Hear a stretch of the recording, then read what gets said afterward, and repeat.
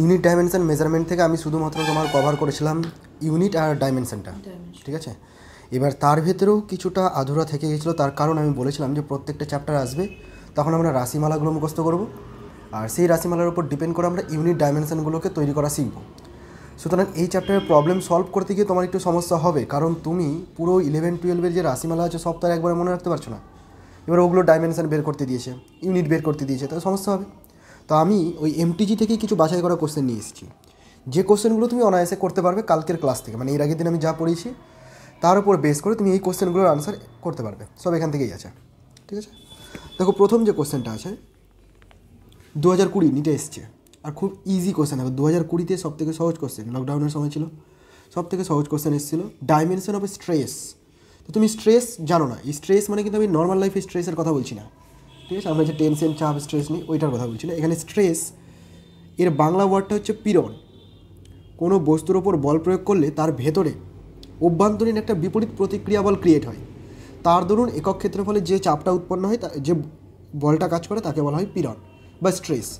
তো নর্মালি আমরা ইউনিট বা ডাইমেনশনের দিক থেকে যদি দেখি, স্ট্রেস হচ্ছে কোনো বস্তুর উপর আমি বল প্রয়োগ করলাম, মনে করো এই মোবাইলটার উপর আমি দুদিক থেকে বল প্রয়োগ করছি, মোবাইলটা কি শেপে পরিবর্তন হচ্ছে?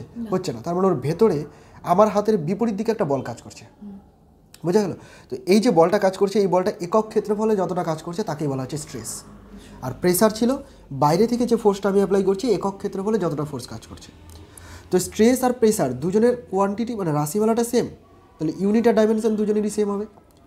প্রেসারের ক্ষেত্রে বল বাই ক্ষেত্রফল, very good, mlt to the power -2 আর এটা হচ্ছে l স্কয়ার, ব্যাস। তাহলে কি হলো এটা? l টু দি পাওয়ার -2 মানে m l টু দি পাওয়ার -1 আছে, ml ইনভার্স t - 2। খুব ইজি ছিল কোশ্চেন, এত সহজ কোশ্চেন এসেছিল। আচ্ছা নেক্সট কোশ্চেনটা দেখো, এটা কত সালে আছে উঠেনি, 19 নম্বরটা। If the dimension of a physical quantity are given by, কী দেওয়া আছে? এম এর পাওয়ারে দেওয়া আছে এ, এল পাওয়ার বি, টি পাওয়ার সি দেওয়া আছে। Then the physical quantity will be, physical কোয়ান্টিটিটা কী হবে? এখানে অপশান দেওয়া আছে তিনটা আছে, আর একটা হয়তো পাশে ছিল, যাই হোক তিনটা আমরা চেক করি আগে। প্রথম যে অপশানটা আছে দেখো এ নাম্বারটা, এ নাম্বারে বলছে এটা ভেলোসিটি হবে, কোয়ান্টিটিটা ভেলোসিটি হবে যদি এম এর পাওয়ারে, এ মানে কি 1, এম এর পাওয়ারে কী ছিল? এ ছিল, এম এর পাওয়ারে দেখো এ আছে, তো আমি এম এর পাওয়ারে 1 লিখে দিই। এল এর পাওয়ারে কী লিখবো? বি, বি মানে 0, অ্যান্ড টি এর পাওয়ারে কত? -1, ঠিক আছে। তো আলটিমেট তুমি যদি জিরোটাকে বাদ দাও তো এটাকে এরকম লিখতে পারো এম টি -1। এটা কি ভেলোসিটির ডাইমেনশন? না, ভেলোসিটি ডাইমেনশন হয় এল টি -1, তারপরে এটা ভুল হয়ে গেল, এই অপশানটা ভুল, ঠিক আছে। বি নাম্বারটা দেখি এবার, বি নাম্বারে অ্যাক্সেলারেশন হবে, দেখছি পরে কি হয়। এ এম এর পাওয়ারে এ, এ মানে 1, এল এর পাওয়ারে কি 1, অ্যান্ড টি এর পাওয়ারে -2। আচ্ছা এম এল টি -2 এটা তো ফোর্সের ডাইমেনশন, তাই না? কিন্তু এখানে কি বলেছে? অ্যাক্সেলারেশন বলেছে, তাহলে এটাও ভুল হয়ে গেল। নেক্সট সি নাম্বারটা দেখো কি আছে, এটাও ভুল হবে কারণ বলছে ফোর্স বলেছে, ফোর্স বলেছে, এম এর পাওয়ারে 0 হয়ে যায় তাহলে হবে না। বি এর পাওয়ারে -1, সরি এল এর পাওয়ারে -1 অ্যান্ড টি এর পাওয়ারে -2, এটা তো হচ্ছেই না। আরেকটা অপশান আছে ডি নাম্বার, তোমার বইটা খোলো তো, আমার এখানে উঠেনি, দেখো 19 নম্বর বা তার আশেপাশে, 19 নম্বর এখানে আছে, 19 নম্বর নেই, 19-এ এই যে স্ট্রেস দেখালেন এটা এইটা হ্যাঁ 26-এ আছে, প্রেসার আছে। তো প্রেসারেরটা কি দেওয়া আছে? মানে এম এল তো হ্যাঁ এটাই হবে आंसर। বাস, এম এর পাওয়ারে কি আছে 1, এল এর পাওয়ারে -1 আর সি এর পাওয়ারে -2, এটাই তো ফোর্স হয়, ফোর্সের ডাইমেনশন, ব্যাস ইজিলি হয়ে গেল। পারা যাচ্ছে তো আগের দিনের ক্লাসের উপর ডিপেন্ড করে। হ্যাঁ তাহলে তোমাদের অপশন হয়ে যাবে কোনটা? D number. এল হচ্ছে -1 হবে, ওখানে কি আছে? -1 আছে। আরে প্রেসারের বের করতে হচ্ছে, প্রেসার তো এই যে আপনি বের করলেন এখন, পি দেওয়া আছে, ঠিক আছে। নেক্সট কোশ্চেনে চলে যাই, চলো। আচ্ছা নেক্সট এই কোশ্চেনটা দেখো কি বলেছে, which of the following has the dimension of pressure. একটু কি করলাম, প্রেসারের ডাইমেনশন, স্ট্রেস আর প্রেসার দুজনের ডাইমেনশন সেম হয়ে থাকে। হ্যাঁ এম এল এটা হবে অ্যানসার, বিটা, B number M L inverse T -2, easy বার আছে, কত সহজ। আচ্ছা 33 নাম্বারটা একটু আলাদা আছে, দেখো এখানে একটা আলাদা কোয়ান্টিটি বলেই দিয়েছে তোমাকে রাশিমালাটা। কী লিখে দিয়েছে? F is equal to minus eta, এটাকে বলা হয় eta, eta A del V del Z. এই ডেল কথাটা হচ্ছে পরিবর্তন বোঝাচ্ছে, ভি এর পরিবর্তন আর নিচে হচ্ছে জেড এর পরিবর্তন। তো এই জিনিসগুলো কি সেগুলো এখানে বলে দিয়েছে, দেখো একটু। এরিয়াটা হচ্ছে এ বলে দেওয়া আছে, velocity gradient del V del Z. Velocity gradient মানে হচ্ছে দূরত্বের একক পরিবর্তনে কতটা বেগের পরিবর্তন হচ্ছে, নিচেরটা দূরত্বের পরিবর্তন, ওপরেরটা বেগের পরিবর্তন, ঠিক আছে। সাথে বলে দিয়েছি ইকুয়াল টু এটা, where eta is the constant called coefficient of viscosity. সান্দ্রতাঙ্ক বলা হয়, ইংরেজিতে বলা হয় কোএফিসিয়েন্ট অফ ভিসকোসিটি, ঠিক আছে। পড়বো এগুলো চ্যাপ্টার পরে গিয়ে। তো ডাইমেনশন অফ ফর্মুলা অফ ইটা, এই ইটারই ডাইমেনশন বের করতে হবে, এটার ডাইমেনশন বের করতে হবে। তো দেখো আমি যদি ইটা ইকুয়াল টু বের করি তাহলে এরকম হবে না, minus F by A del Z by del V. যদি ইটা বের করি তাহলে বাকি সবগুলোকে এদিকে সরিয়ে দিলাম, করতে পারি। তার মানে ইটার ডাইমেনশন বের করতে গেলে এফ এর ডাইমেনশন দরকার, এর ডাইমেনশন দরকার, কিন্তু এই দুটোর ডেল জেড এর ডাইমেনশন দরকার, সাথে ডেল ভি এর ডাইমেনশন দরকার। আচ্ছা ডেল ভি মানে কি বেগের পরিবর্তন, মানে ভেলোসিটিটার এটা বসালেই হয়ে যাবে, ভেলোসিটিরই বসাতে হবে। আর তাহলে জেড এরটাই, জেড এরটা বললাম দূরত্বের পরিবর্তন, তার মানে দূরত্বের ডাইমেনশন ডিস্টেন্সের বসাতে হবে, ব্যাস। ইটার ডাইমেনশন মানে হচ্ছে এফ এর এমএলটি মাইনাস টু এল স্কোয়ার, আর ডেল জেড।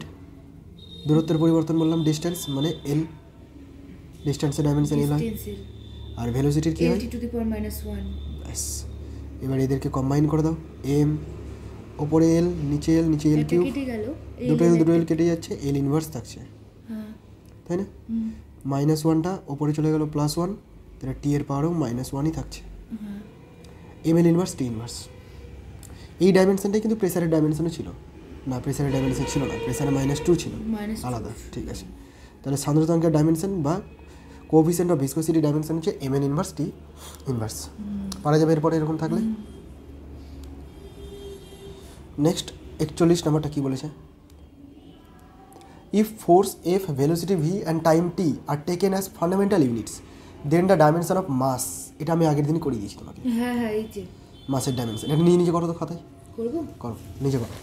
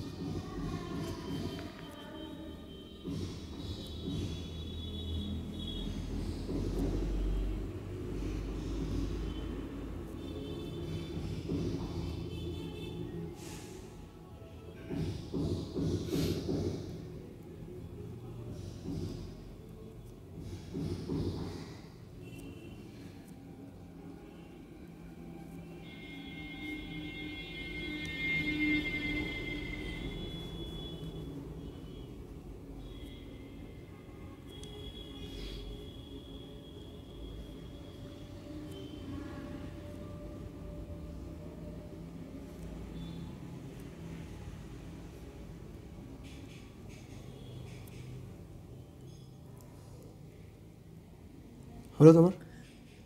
করছি।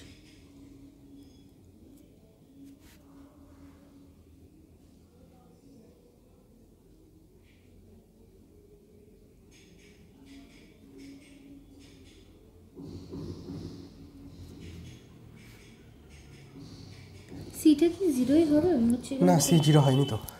হ্যাঁ ওটাই তো বলছি, সি কোথায়? তাহলে ডি নাম্বার আনসারটা মিলে যাচ্ছে। আগের দিনের কনসেপ্ট দেখো 2024 এসেছে নিটে, 14তে এসছে, সরি 2014। 2024 আমি আচ্ছা নেক্সট কোয়েশ্চেন এবার চলে আসি 42 নাম্বারটা। কী বলেছে দেখো এখানে পড়ি। Density of a material in CGS system of units is 4 gram per cm cube. কী বলে দিয়েছে? ডেনসিটি বলে দিয়েছে 4 gram per cm cube. CGS সিস্টেমে। In a system of units in which unit of length is 10 centimetre, unit of mass is 100 gram, the value of density of the material will be. মানে CGS থেকে কি SI সিস্টেমে যেতে দেখো SI system বলেনি, বলেছে অন্য একটা সিস্টেম, যে সিস্টেমে লেন্থের ইউনিটটাকে 10 সেন্টিমিটার ধরা হয়, 10 সেন্টিমিটার নেওয়া হয়, এবং মাসের ইউনিটটাকে 100 গ্রাম নেওয়া হয়। কীভাবে করি দেখো, বুঝতেই পারছো ইউনিটের কনভার্সন হচ্ছে। তো ইউনিটের কনভার্সনের ক্ষেত্রে আমরা কি করি, N1 U1 এরকমটাই করি। আচ্ছা, এখানে একটা জিনিস মনে রাখো, density D is equal to mass by volume হয়ে থাকে, ঠিক আছে, ভর বাই আয়তন। মাস রেখে দিলাম, ভলিউমটাকে আমি লিখতে পারি দৈর্ঘ্যের কিউব বা এল কিউব লিখতে পারি। এই ডেটাটা এখানে কাজে লাগবে। প্রথম ক্ষেত্রে N1টা বলে দিয়েছে 4 গ্রাম, ঠিক আছে। ইউ1টা কী আছে দেখো, গ্রাম পার সেমি কিউব, তার মানে ওপরে গ্রাম আর নিচে সেন্টিমিটার কিউব। ওকে, নেক্সট N2টা তো বের করতে হবে, জানি না। আর U2 যেটা দেখো, ইউনিটটা কি বলেছে, লেন্থের ইউনিট 10 সেন্টিমিটার, মাসের ইউনিট 100 গ্রাম। তাহলে এই যে গ্রামের জায়গায় মাসের ইউনিটের জায়গায় আমি বসাবো 100 গ্রাম, আর সেন্টিমিটার কিউবের জায়গায় কি লিখবো, 10 সেন্টিমিটার কিউব, ঠিক আছে। এবার জাস্ট ক্যালকুলেশন করতে হবে, 4 গ্রাম পার সেমি কিউব থাক, N2টা জানি না, 100 ওপরে, নিচে 1000, বিকজ 10-এর কিউব করলে 1000 হবে, সাথে গ্রাম বাই সেমি কিউব, এটা তো কেটেই যাচ্ছে। তাহলে N2 ইকুয়াল টু কী হবে, এখানে 10 থাকবে নিচে একটা, যেটা গিয়ে গুণ হয়ে যাচ্ছে 40, ঠিক আছে। তাহলে N2-র ভ্যালু হয়ে গেল 40, সি নাম্বার অপশানটা। বোঝা গেছে কীভাবে করলাম? তাহলে আমার তো এই ডাটার কোনো প্রয়োজনই নেই। প্রয়োজন নেই, বলে রাখলাম যে ডেনসিটি যখন আসলো, কোনো সময় ধরো ডেনসিটি ডাইমেনশন জানতে চাইলো, তখন তোমার এই ফর্মুলাটা কাজে লাগবে। তাই যে টার্মগুলো আসছে আমি উল্লেখ করে দিচ্ছি ওগুলো। নেক্সট কোশ্চেনে যাই। নেক্সট কোশ্চেন এসছে 2006-এ, আমার জন্মদিন। আচ্ছা দেখো, the velocity V of A particle, করিয়ে দিয়েছেন এটা, এই টাইপের করিয়েছি, এই টাইপের। তুমি চাইলে চেষ্টা করতে পারো, করো, চেষ্টা করো। ডাইমেনশনটাও বের করতে হবে, এটিরও বের করতে হবে, বি বাই টি প্লাস সিরও তিনটারই বের করতে হবে, জানতে হবে সবগুলোরই। হিন্টস দিয়ে কীভাবে করবে জিনিসটা। এখানে কি টি ইনভার্স হবে? ভি এর ডাইমেনশন এল টি ইনভার্স, এই যে ভি দেখতে পাচ্ছ, এর ডাইমেনশন হয় এল টি ইনভার্স, এটা তো জানি। আচ্ছা, আমাকে বের করতে হবে এর ডাইমেনশন। তো কী করে বের করবো দেখো, এ ভি ইকুয়াল টু আমি যেটা লিখেছি রাশিমালাটা, এখানে দুটো টার্ম আছে, একটা হলো এটি টার্ম প্লাস দিয়ে আর একটা এই টার্মটা B by T plus C. Logically করতে হবে, কোনো ম্যাথামেটিক্স করার কোনো প্রয়োজনই নেই। তো দুটো টার্মকে প্লাস করে ভি হয়েছে। আমরা কি জানি যে যাদের ডাইমেনশন সেম তাদেরকেই প্লাস মাইনাস করা যায়। তাহলে এখানে ভি এর যে ডাইমেনশন আছে, অবভিয়াসলি এটিরও ডাইমেনশন তাই হবে। তার মানে তুমি লিখতে পারো যে এটির ডাইমেনশনটাই হচ্ছে এল টি ইনভার্স। এবার টিটা তো টাইম বলেই দিয়েছে, এখানে দেখো টাইম টি বলে দিয়েছে, বুঝে গিয়েছি। ব্যাস, তাহলে এ ইন্টু আমি করে দিচ্ছি এখানে ক্যাপিটাল টি, সাথে এল টি ইনভার্স, আর ক্যাপিটাল টিটা ওখানে চলে যাবে, টিটা এখানে গিয়ে নিচে টি, তারপরে টি এর পাওয়ারে -2, তাহলে এর ডাইমেনশন হয়ে গেল এল টি -2। বাট বি বাই বি এর ওটা, বি এরটা বের করি, দুটো বের করতে, বি এর ডাইমেনশন বের করতে হবে, আবার সি এরও ডাইমেনশন বের করতে হবে, ঠিক আছে। কীভাবে করবো দেখো, প্রথমত ভি এর ডাইমেনশন এল টি ইনভার্স, মানে এই যে পুরো টার্মটা B by T plus C পুরোটাই কিন্তু এল টি ইনভার্স হতে হবে, পুরোটাই এল টি ইনভার্স হতে হবে। নিচে দেখো টাইম আছেই, নিচে কী আছে, টি প্লাস সি, টাইম আছে। তো টাইমের সাথে টাইমের ডাইমেনশনের প্লাস করা যায়, তার মানে সি এর ডাইমেনশনটা টাইমের ডাইমেনশন একটা হয়ে গেল, বোঝা গেছে, সিটা হয়ে গেল। নিচে তুমি টাইম পেয়ে গেছো, ওপরে যদি এল থাকতো তবেই তো এল টি ইনভার্স হতো, ভেলোসিটি ডাইমেনশন, তার মানে ওপরে যে বি আছে সেই বিটা হয়ে যাবে এল এর ডাইমেনশনের সমান। বোঝা গেল কি? চোখ বলি না একবার। B by T plus C যেটা দিয়েছে, টিটা হচ্ছে যেটা হবে, সিটাও তো সেটাই হবে, প্লাস আছে যেহেতু টি এর সাথে। আর যদি মানে যদি ই আকারে থাকতো, গুণ আকারে, সেটাও কি করা যেত? তখনও করা যেত, ওইরকম ধরনের প্রবলেম আসবে, করবো এখনই। গুণ আকারে থাকলেও করা যেত। দেখো এই অঙ্কটা গুণ আকারে আছে, এখানে B into theta by V 44। কিন্তু এটা আপনি যে করিয়েছিলেন, এই যে এটা, এই যে এটা এটা আপনি করিয়েছিলেন, মানে অ্যান্সারটা কিন্তু একই বেরোবে। দেখো কি করছি, P by A plus V square এটা আছে, আর আমি এখানে করেছিলাম ভি মাইনাস বি দিয়ে, হ্যাঁ ঠিক আছে, একটু আলাদা হয়ে গেছে। এইখানে ফর্মটা আছে B into theta by V. অঙ্কটা ভালো করে পড়তে হবে কী কী দেওয়া আছে। এই যে ইকুয়েশনটা এখানে কোনটা কি প্রকাশ করছে, where P pressure, V volume and theta absolute temperature, ঠিক আছে। If A and B are constants the dimension of A, শুধু এ ডাইমেনশন জানতে চেয়েছে।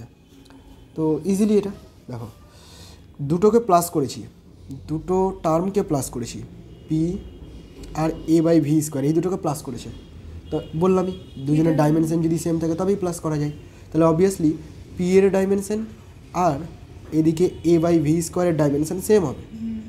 এদের মধ্যে পি এর ডাইমেনশন তুমি জানো, ভি এর ডাইমেনশনটাও জানো, শুধু এ এরটা জানো না, বের করে নেবো। পি মানে প্রেসার, যেটা আমার মুখস্থ হয়ে গেছে ml ইনভার্স t-2, না হলে একবার বের করে নেবো। এর ডাইমেনশনটা তো জানি না, বের করতে হবে।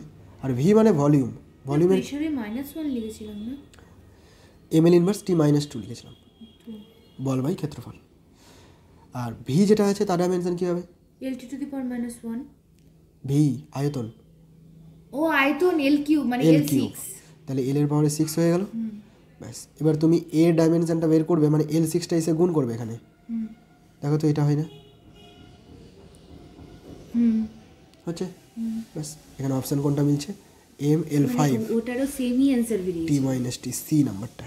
কত ইজিলি হয়ে যাচ্ছে না? হ্যাঁ এগুলোই প্রিভিয়াস ইয়ার এসেছে, এটা যদি অনেক পুরনো কোশ্চেন।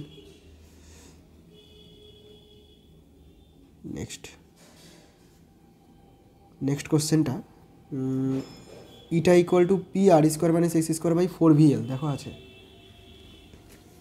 এখানে আছে। হ্যাঁ, এই যেটা পুরোনো অঙ্কটা। বলছিলাম যে এখানে যে ইটা আছে এটা কি মেজারমেন্ট থেকে দেওয়া? পুরো চ্যাপ্টার কমপ্লিট হোক তখন দেখবা সব পারছো, আচ্ছা ঠিক আছে। এখানে পার্ট পার্ট করে দেওয়া আছে। ঠিক আছে, পুরোনো একবার কী কী ডেটা দেওয়া আছে। টারপেন্টাইল oil is flowing through a tube of length O and radius R, তো লেন্থ দিয়েছে, তো radius R দিয়েছে, pressure difference between the two ends of the tube is P, the viscosity of oil is given by,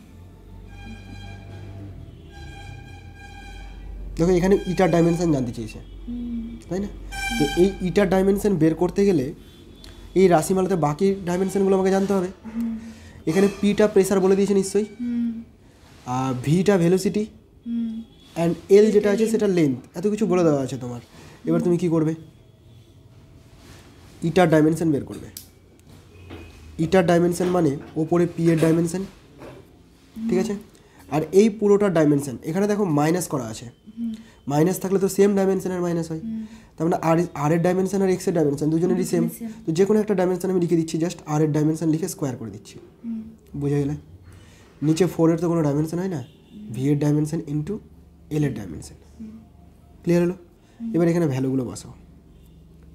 ml inverse t⁻⁻2, আর কি বলুন আর x তো হচ্ছে l square হবে, এল square হয়ে গেল, আর হচ্ছে VLT সরি LQ না ভি এখানে velocity তো? ভেলোসিটি, তাহলে LT⁻⁻1 আর L, ব্যাস এদেরকে কম্বাইন করলেই অ্যান্সার পেয়ে যাবো। হ্যাঁ কী হবে বোঝা গেছে, কত ইজিলি হয়ে যাচ্ছে। এটা 1993 পুরোনো কোশ্চেন।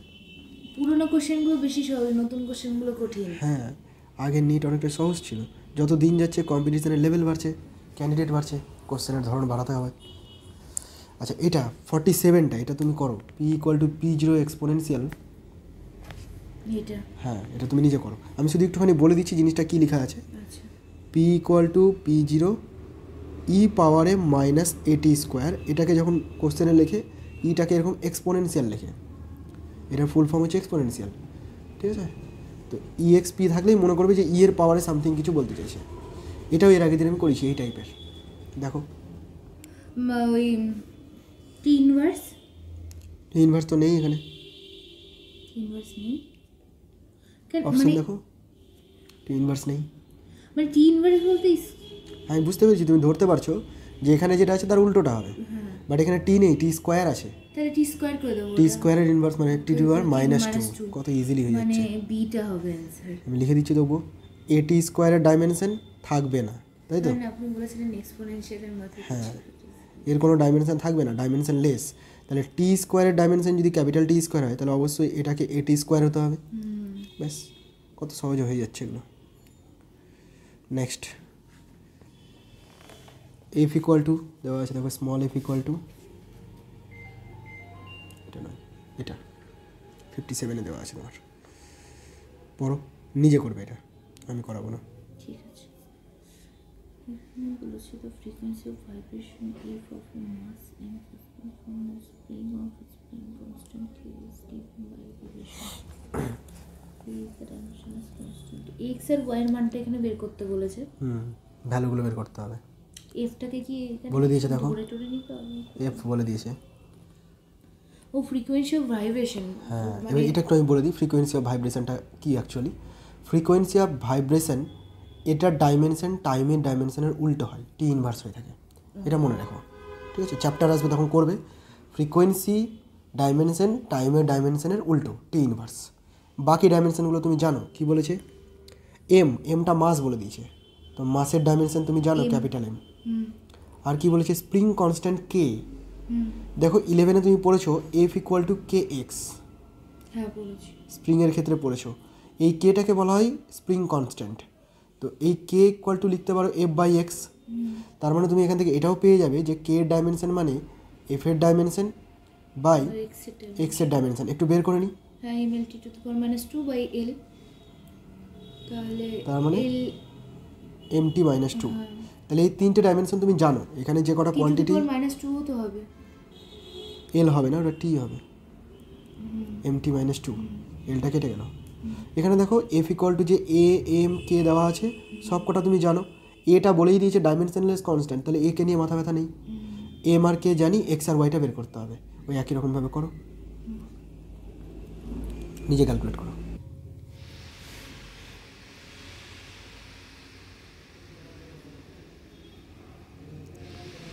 এফ এর ডাইমেনশন, এম এর ডাইমেনশন তার পাওয়ারে এক্স, কে এর ডাইমেনশন তার পাওয়ারে ওয়াই,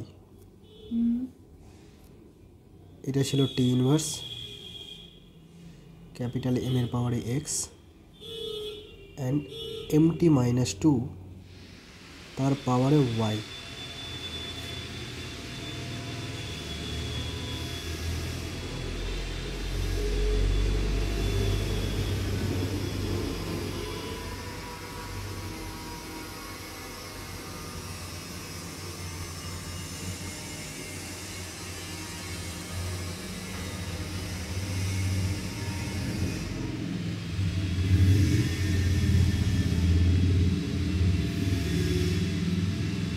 এই ওয়াইটা হচ্ছে হাফ হচ্ছে আর এক্সটা মাইনাস হাফ। ওয়াই কত হচ্ছে 1/2, হ্যাঁ, আর আর x হচ্ছে এক্সটা হচ্ছে মাইনাস হাফ। Minus half. ব্যাস, অপশনে মিলিয়ে নাও কোনটা হচ্ছে। ওয়াইটা হাফ, এক্সটা মাইনাস মানে ডি, ডি নাম্বার অপশনটা ঠিক হচ্ছে, ঠিকই আছে, পেরে যাবো যাবে। আচ্ছা, এর পরের যে কোশ্চেনটা আছে দেখো, এক্স ইকুয়াল টু এটি প্লাস বিটি স্কোয়ার আছে এরকম, এটাও নিজে করো। ঠিক আছে। Kilometre per second square, kilometre per second square, মানে ভাবো কোনটা হয়। Kilometre into second square, kilometre into second square, D নাম্বারটা বলছো। হ্যাঁ, চলো আমি চেক করে নিই। তুমি কি জানো যে এখানে দুটো টার্ম আছে দেখতে পাচ্ছ, এই দুটো টার্ম সেম ডাইমেনশন সেম ইউনিটের হতে হবে। এক্সটা তো এখানে ডিস্টেন্স, তাই না, এক্স ইজ দ্য ডিস্টেন্স, তাহলে এক্সের ইউনিট কী ধরতে পারি আমি, অপশন অনুযায়ী কিলোমিটার করতে পারি, মিটারও হয় সেন্টিমিটার হয়, বাট অপশন অনুযায়ী কিলোমিটার করলাম। আর এখানে বিটি স্কোয়ার যেটা দেখতে পাচ্ছ, এই পুরোটার ইউনিট তাহলে কিলোমিটার হওয়া উচিত, কারণ সেম ইউনিটের হবে। টি মানে তো টাইম, নিজেই সেকেন্ড স্কোয়ার, মানে সেকেন্ড স্কোয়ার, হ্যাঁ, তাহলে এটা হবে কিলোমিটার পার সেকেন্ড স্কোয়ার। আমি ঠিকই বলেছি, প্রথমে ঠিক বলছিলে, ঘুরি হয়েছিল। আচ্ছা, তাহলে এই কয়েকটা অঙ্ক ছিল যেগুলো আগের ক্লাসের উপর বেস করে করা যেত। ঠিক আছে, আমি এরকম বেছে বেছে করে দেবো, যেগুলো ক্লাস অনুযায়ী করতে পারবে, প্র্যাকটিস হয়ে যাবে, আর পুরো চ্যাপ্টারটা হয়ে যাবে, তখন বাকি যেগুলো বাকি থাকবে সেগুলো করবে। ঠিক আছে, এই ছিল এমটিজির প্রবলেম।